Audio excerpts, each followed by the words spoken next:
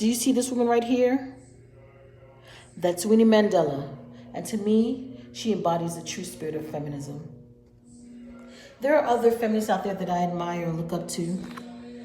But the one who I most identify with, because she stood in her beliefs, is Miss Nzamo Winifred Zanyiwe Madikizela Mandela, more commonly known as Winnie Mandela, and known by her people as the Mother of the Nation.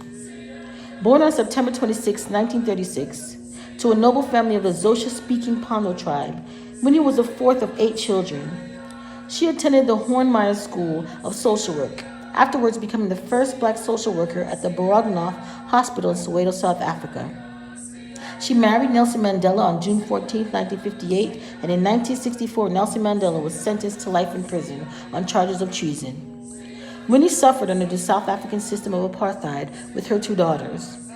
In a crackdown in May of 1969, she was arrested and held for 17 months, 13 in solitary confinement. This was her breaking point. They brutally beat and tortured her. Miss Mandela wrote that they brutalized her so much that she knew what it was to hate. She was again in prison after black South Africans rioted in the segregated town of Soweto in 1976. She was sentenced without a trial and banished to the outskirts of a white township. Being banned took a toll on her. It was at that same time that the apartheid regime realized that they were headed into a revolutionary climate and declared a state of emergency. Winnie, the mother of a nation, returned home, breaking her sentence with a fire in her spirit. She saw this as a hardening of her very being.